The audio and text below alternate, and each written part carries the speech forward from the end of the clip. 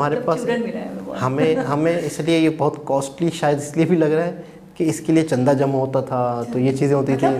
मैं ये सोच रही हूँ कि पाकिस्तान की आवाम 25 करोड़, पूरी 25 करोड़ आवाम मिलकर भी एक डैम नहीं बना सकी थी। मुझे अभी भी अस्सलाम वालेकुम, नमस्ते, सत श्री अकाल। कैसे हैं आप लोग? उम्मीद करती हूँ ठीक होंगे, खुश होंगे। मैं हूँ हज़ीक अली और मेरे साथ हैं तारिक नियाज़ी। अस्सलाम वालेकुम, नमस्ते, सत श्री अकाल। उम्मीद करता हूँ ठीक होंगे, खुश होंगे। दोस्तों जहाँ रहें खुश रहें, माँ बाप का ख्याल करें, क्योंकि माँ बाप हैं तो सब कुछ है। आज की हमारी वीडियो है golden chapters in Uttarakhand development. So start करते हैं अपनी वीडियो को, लेट्स स्टार्ट। ओके गाइस, तो वीडियो का टाइटल है golden chapter in Uttarakhand development journey, projects worth 18,000 crore. Dehradun city. यूं तो सफर पर हर किसी का कदम होता है, मंजिलें मिलती उसे हैं जिसके हौसलों में दम होता है। देश के यशस्वी प्रधानमंत्री नरेंद्र मोदी जी के नेतृत्व में वर्ष 2014 से आज तक पिछले 7.5 वर्षों में देश में सड़क, बिजली, पानी, शिक्षा, स्वास्थ्य जैसे क्षेत्रों में अनवरत कार्य हुआ है। उत्तराखंड को भी प्रधानमंत्री श्री नरेंद्र मोदी के विजन और सृजन का निरंतर लाभ मिल रहा है। खूबसूरत है उत्तराखंड यार। 21वीं शताब्दी का तीसरा दशक ये उत्तराखंड का दशक है। मेरे शब्द लिख के रखिए। अब पानी भी पहाड़ को काम आएगा, जवानी भी पहाड़ को काम आएगी। प्रधानमंत्री श्री मोदी के मार्गदर्शन एवं नेतृत्व में मुख्यमंत्री श्री पुष्कर सिंह धामी उत्तराखंड को विकास के रास्ते पर आगे ले जा रहे हैं।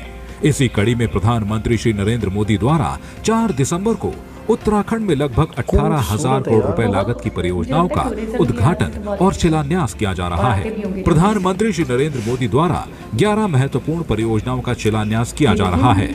दिल्ली देहरादून इकोनॉमिक कॉरिडोर के अंतर्गत ईस्टर्न पेरिफेरल एक्सप्रेसवे जंक्शन से देहरादून तक 8,500 करोड़ रुपए की लागत से बनने वाले 179 किलोमीटर लंबे 6 लेन एक्सप्रेसवे का शिलान्यास किया जा रहा है। इस एक्सप्रेसवे से दिल्ली देहरादून की दूरी 25 किलोमीटर कम हो जाएगी तथा यात्रा का समय भी 6 घंटे से घटकर 2.5 घंटे हो जाएगा। इस एक्सप्रेसवे के बनने से उत्तराखंड की राष्ट्रीय राजधानी क्षेत्र से कनेक्टिविटी सुगम और तेज होगी, जिससे राज्य की विभिन्न आर्थिक एवं व्यापारिक गतिविधियों को बढ़ावा मिलेगा। साथ ही इससे रोजगार के अवसर भी बढ़ेंगे। इस एक्सप्रेसवे से उत्तराखंड टूरिज्म को नई दिशा मिलेगी। दिल्ली देहरादून एक्सप्रेसवे से हरिद्वार के बीच 51 किलोमीटर लंबाई में ग्रीन फील्ड अलाइनमेंट का शिलान्यास किया जा रहा है, जिसकी लागत 2100 करोड़ रुपए है। गांवों और कस्बों को हाईवे से जोड़ने के प्रधानमंत्री श्री मोदी के विजन के तहत हरिद्वार रिंग रोड, मनोहरपुर से कांगड़ी तक 1,560 करोड़ रुपए लागत से बनने वाली 15 किलोमीटर लंबी 4 लेन ग्रीनफील्ड सड़क का शिलान्यास भी किया जा रहा है।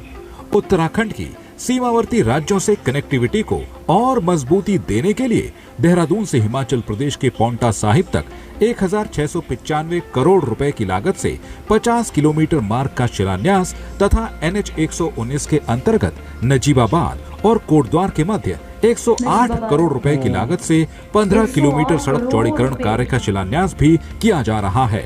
इन सड़कों से उत्तराखंड राज्य एवं सीमावर्ती क्षेत्रों की कनेक्टिविटी में व्यापक सुधार होगा। स्थानीय उद्योगों तथा व्यापारिक गतिविधियों के साथ ही राज्य में पर्यटन उद्योग को बढ़ावा मिलेगा। जनपद हरिद्वार में 538 करोड़ रुपए की लागत से मेडिकल कॉलेज का निर्माण किया जा रहा है। इस मेडिकल कॉलेज के निर्माण से उत्तराखंड के देहरादून, हरिद्वार, गढ़वाल परिक्षेत्र के साथ साथ उत्तर प्रदेश के सीमावर्ती जनपदों के नागरिकों को भी उच्च गुणवत्ता युक्त स्वास्थ्य सुविधाओं का लाभ मिलेगा।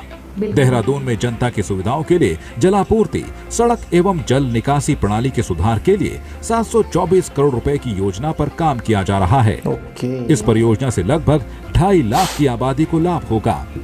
विश्व भर के हिंदुओं की आस्था के केंद्र 4 धाम के विकास के प्रधानमंत्री श्री नरेंद्र मोदी के संकल्प के तहत श्री बद्रीनाथ धाम में भी 220 करोड़ एवं गंगोत्री यमुनोत्री धाम में 54 करोड़ रुपए की लागत से अवस्थापना विकास कार्यों का शिलान्यास किया जा रहा है, जिसका उद्देश्य बद्रीनाथ एवं गंगोत्री यमुनोत्री धाम का विकास एक स्मार्ट आध्यात्मिक नगर के रूप में करना है। जनपद टिहरी में स्थित विश्व प्रसिद्ध लक्ष्मण झूला सेतु के विकल्प के रूप में इसके महत्व एवं गरिमा के अनुरूप इसके साथ ही 69 करोड़ रुपए की लागत से लगभग 133 मीटर लंबे एक नए सेतु का शिलान्यास किया जा रहा है। ये पुल पर्यटकों के साथ साथ स्थानीय निवासियों, व्यापारिक प्रतिष्ठानों के लिए अत्यंत लाभकारी होगा। देहरादून शहर को बच्चों के अनुकूल बनाने के लिए 58 करोड़ रुपए की लागत से चाइल्ड फ्रेंडली सिटी प्रोजेक्ट की शुरुआत की जा रही है। इस प्रोजेक्ट के अंतर्गत चिन्हित 6 मुख्य मार्गों पर स्थित 34 स्कूलों के बच्चों को सुरक्षित आवागमन का लाभ मिलेगा। प्रधानमंत्री श्री नरेंद्र मोदी द्वारा 7 महत्वपूर्ण परियोजनाओं एवं कार्यों का लोकार्पण किया जा रहा है। यमुना नदी पर 1777 करोड़ रुपए की लागत से निर्मित 120 मेगावाट क्षमता की 82 जल विद्युत परियोजना का लोकार्पण किया जा रहा है। इस परियोजना से प्रतिवर्ष लगभग 350 मिलियन यूनिट बिजली का उत्पादन होगा, जो उत्तरी ग्रिड को सप्लाई की जाएगी। इस परियोजना से उत्तराखंड राज्य में बिजली आपूर्ति और सुदृढ़ होगी। इस परियोजना से स्थानीय स्तर पर बड़ी संख्या में रोजगार के अवसर भी सृजित होंगे। 4 धाम ऑल वेदर रोड परियोजना के अंतर्गत NH58 पर विभिन्न स्थानों पर मार्ग के चौड़ीकरण एवं भूस्खलन प्रभावित क्षेत्रों का उपचार कार्य पूर्ण कर लिया गया है। इन सभी कार्यों की लागत लगभग 689 करोड़ है, जिनका प्रधानमंत्री श्री नरेंद्र मोदी द्वारा लोकार्पण किया जा रहा है। इन कार्यों से 4 धाम यात्रा और अधिक सुगम एवं सुरक्षित हुई है तथा स्थानीय निवासियों को अत्यंत लाभ पहुंचा है। उत्तराखंड राज्य सहित हिमालय की संस्कृति, कला एवं रंगमंच की समृद्ध धरोहर के संरक्षण एवं संवर्धन को प्रोत्साहन देने के लिए 67 करोड़ रुपए की लागत से देहरादून में निर्मित हिमालयन संस्कृति केंद्र का लोकार्पण किया जा रहा है। देहरादून में स्थित सगंध पौधा केंद्र में 40 करोड़ रुपए की लागत से 6 नई अत्याधुनिक प्रयोगशालाएं राष्ट्र को समर्पित की जा रही हैं।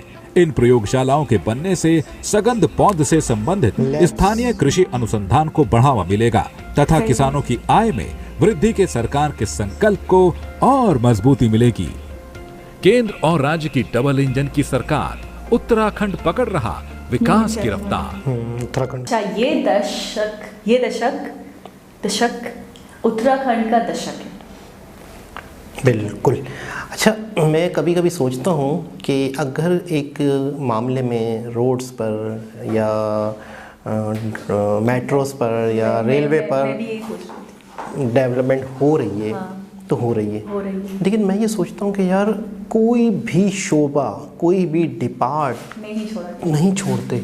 अच्छा, स्टेट वॉइस यानी कि एक तो हो गया कि चलो बड़े बड़े जो सिटीज़ हैं, मुंबई हो गया, दिल्ली हो गया, इनके ऊपर नज़रसानी कर रहे हैं, इनको देख रहे हैं। जैसे यहाँ पे कराची होता है, लाहौर होता है, इसको बहुत रखते हैं। तो ये ऐसा भी नहीं है। एक तो इंडिया वैसे ही बड़ा है, ठीक है, उसके बाद इतने सारे सिटीज़ हैं, हर सिटीज़ में डेवलपमेंट हो रही है। उसके अलावा हर रियासतों को अलग अलग तरीके से देखा जा रहा है, कहाँ पे क्या कमी है, क्या पेशी है, उसको पूरा करा जाए। जैसे कनेक्टिविटी की यहाँ पे कमी थी, बिल्कुल, ठीक है, तो कनेक्टिविटी लाएं, इंफ्रास्ट्रक्चर का मजबूत करें, तमाम गाँव आपस में विलेजेस कनेक्टेड हो। अच्छा, वीडियो की स्टार्टिंग में बहुत बेहतरीन बात कही गई, सेहत, तालीम, बिजली, गैस, पानी, हर चीज को लेकर, मतलब मोदी जी की नजर है हर चीज पे, और हर चीज को लेकर उन्होंने इस हद तक सही कर दिया है हर सिस्टम को कि अब किसी को कोई शिकायत नहीं। इस वीडियो में मतलब छोटी सी वीडियो थी, लेकिन इसमें बहुत सारी चीज़ों को कवर किया है। मतलब है कि इस शोबे में भी, इस शोबे में भी। ये जो थे, मुझे ऐसा लग रहा,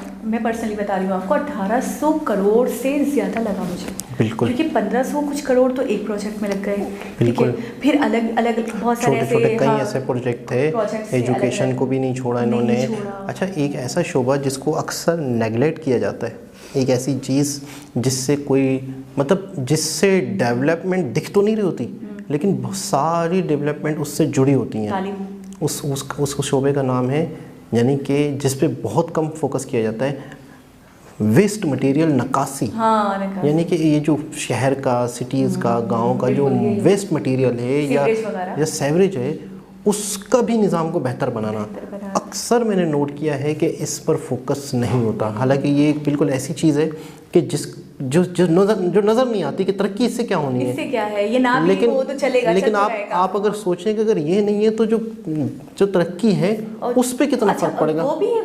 और आप देखें, अगर ये निज़ाम खराब होता है ना, मैंने देखा है, तो सब कुछ वो एरिया, वो जगह, वो नहीं रहती, खूबसूरती मर जाती, वो चीज़ वो नहीं रहती, वो तरक्की वो नहीं रहती। बिल्कुल। देखिए, एक हद तक मतलब चीज़ें मैनेज होती हैं, एक हद तक हो पाती हैं। उसके बाद अगर उनका प्रॉपर निज़ाम ना बने, प्रॉपर सिस्टम ना हो, तो वो तबाहली की तरफ चली जाती है। बिल्कुल ऐसा ही है, ऐसे ही होता है। तो इसलिए इन चीज़ों पे फोकस रखना बहुत ज़रूरी और है। ये चीज़ ऐसी चीज़ है जो हर चीज़ से जुड़ी है, बिल्कुल। तो इस वजह से उसका असर हर चीज़ पे पड़ता है। अच्छा, एक ये चीज़ हो गई। दूसरा, आपने देखा कि यमुना नदी जो थी उसमें आपने देखा प्रोजेक्ट स्टार्ट हुआ है, तो एक और ब्रिज इलेक्ट्रिसिटी के लिए भी पानी को यूज़ कर रहे हैं। उसके लिए एक प्रॉपर डैम बन रहा है, जिसे हम डैम कहते हैं, और डैम से फिर बिजली बनती है। तो फिर वहाँ पर अच्छा ये एक चीज़ होती है कि आपको ये जो डैम जो बनता है, इसके लिए तो कुदरत ने आपको एक जगह दी होती है, यानी पानी आ रहा होता है और वो बह रहा होता है।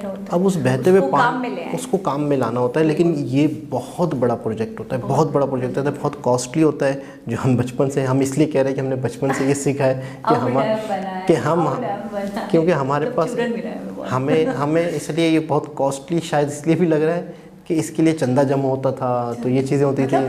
मैं ये सोच रही हूँ कि पाकिस्तान की आवाम 25 करोड़, पूरी 25 करोड़ आवाम मिलकर भी एक डैम नहीं बना सकी थी। मुझे अभी भी याद है। और हमारी मतलब हम इतने बड़े हो गए बचपन से सुनते सुनते, तो शायद इसलिए डैम बनाया और तो हमें लग रहा है कोई काम, सारे काम हो सकते हैं, लेकिन डैम बनना बहुत मुश्किल काम है, महंगा काम है, महंगा काम प्लस मुश्किल काम है, जो जल्दी नहीं हो पाता। तो मोदी जी ये करवा रहे हैं, इसको भी करवाने में कामयाब हैं। इस वजह से ये हमें ज़्यादा बड़ा लग रहा है, वरना मेरे ख्याल में शायद उनके लिए तो कोई एक नॉर्मल प्रोजेक्ट ही होगा। अच्छा, एक और चीज़ ये है कि सबसे मेन चीज़, ये सारी चीज़ें और कब पॉसिबल होती हैं ये होना, आपका जो राज्य का सीएम हो और आप होम मिनिस्टर, आप दोनों के अंदर अंडरस्टैंडिंग, बॉन्डिंग, कम्युनिकेशन, आपका एक दूसरे की चीज़ों को समझना, कोलैब कर पाना। क्योंकि एक देखो होता है क्या है कि किसी भी राज्य को फंड दे दिया जाता है, आप ये चीज़ें करें। अच्छा, राज्य जो होता है वो सारी चीज़ें नहीं कर पाता, तो बाज़ दफ़ा कुछ बड़े बड़े प्रोजेक्ट होते हैं जो मेन गवर्नमेंट करवाती है, और कुछ प्रोजेक्ट ऐसे होते हैं जो दोनों की ज्वाइंट होते हैं। अच्छा, लेकिन मैंने यहाँ पे देखा कि मोदी जी को ज़्यादा हाईलाइट किया जा रहा है। उनका भी रोल होगा, लेकिन मुझे ऐसा लग रहा है प्रेशर ज़्यादा मोदी जी का था, या कोशिशें ज़्यादा मोदी जी की रही हैं इसके पीछे, तभी तो उनको ज़्यादा हाईलाइट किया। देखिए, सबसे पहले तो कोई भी सीएम चाहेंगे या कोशिश करेंगे तभी चीज़ें होंगी। सिर्फ सीएम चाहने से कुछ नहीं होता, सीएम के चाहने से। अच्छा, फिर फंडिंग होती है हर स्टेट की। अब वो स्टेट उस फंडिंग को सही तरीके से यूज़ कर रहा है कि नहीं कर रहा। तो मैं कहता हूँ कि मेन गवर्नमेंट मोदी जी की और सीएम जो वहाँ के हैं, उन दोनों की ऑनेस्टी है, एक दूसरे से अंडरस्टैंडिंग है, एक दूसरे की चीज़ों को समझा है। तो ये प्रोजेक्ट कि मोदी जी की तरफ से जैसे फंड दे दिया गया और सीएम जो थे, ठीक है, वो नहीं लगाते सही जगह पे, सही तरीके से करप्ट होते या कुछ भी XYZ तो ये चीज़ें कर देते पैसा, तो फिर तो दिक्कत आती, फिर तो परेशानियां होती। तो मुझे ऐसा लग रहा है कि दोनों ने ही एक दूसरे को मतलब समझा, अंडरस्टैंडिंग अच्छी रही है, तो काम हो पाता। किसी भी कंट्री के साथ मैं तो हैरान, किसी भी कंट्री की तरक्की के लिए सबसे मेन चीज़ है कि एक पेज पे सूबे को, जिसे हम सूबा कहते हैं उर्दू में, जिसे स्टेट कहते हैं, और मेन गवर्नमेंट को, हुकूमत को, दोनों को एक पेज पे होना बहुत ज़रूरी है। अगर उनकी आपस में लड़ाई होती है तो बहुत सारे प्रोजेक्ट लटक जाते हैं। उनकी ख़यालत नहीं मिलेगी। और ये मैं इस वजह से कह रहा हूँ कि हमारे यहाँ ये मैंने नोट किया है, ये मैंने नोट किया है कि अक्सर जो सूबाई गवर्नमेंट होती है वो कहीं जा रही है, सिंध की, पंजाब की कहीं जा रही है, और मेन गवर्नमेंट कुछ और कहना चाह रही है, वो उनकी नहीं सुन रहे, वो उनकी नहीं सुन रहे। ये अक्सर मैंने नोट किया। मैं आपको एक बात दूँ कि मैं अभी मेरे माइंड में आया तो मैं बोल दूँ, मैंने वैसे भी मतलब एक गवर्नमेंट वाला डिपार्ट हटा देते हैं, गवर्नमेंट को हटा देते हैं, ऐसी नॉर्मल जनरल बात करते हैं, तो मैंने जनरली देखा है कि इंडिया और इंडियंस में बड़ी एकता है। ये तो है, ठीक है, यूनिटी बड़ी है। अगर एक चीज गलत है तो वो उसका मिलकर बाइकआउट करते हैं और सब एक साथ खड़े होते हैं एक ही लाइन में। अच्छा, एकता क्यों है? एकता ये इसलिए है कि मुल्क कि उन्होंने सब अपने आप को इंडियन माना है, और सब कुछ उनका मुल्क ही उनके लिए, उसका विकास, उसकी तरक्की ही मैटर करता है और कुछ मैटर नहीं करता। हमारे यहाँ हम बहुत मुंतशिर हैं। अगर हम अपनी गवर्नमेंट को भी हटा दें ना, क्योंकि गवर्नमेंट के भी वैसे भी आपने देखा है कितनी मतलब मुंतशिर रहती है और ऐसे शिकार हो रहती है कि कोई कुछ कह रहा होता है, कोई कहता है करना है तो कोई कहता है नहीं करना है, कोई कहता है इसका एडवांटेज है तो कोई कहता है डिसएडवांटेज है, तो इसी में हम मतलब तो वो प्रोजेक्ट वैसे ही लटका रहता है। तो खैर एक बहुत ही मतलब एक ज़बरदस्त वीडियो जिसमें उत्तराखंड के हवाले से हमें बहुत सारी इन्फॉर्मेशन मिली, और बहुत बड़े काम, बड़े प्रोजेक्ट होने लगे हैं, हो चुके हैं और हो रहे हैं, चल रहे हैं। तो दोस्तों दोबारा किसी और वीडियो के साथ आपसे मुलाकात होगी, जब तक के लिए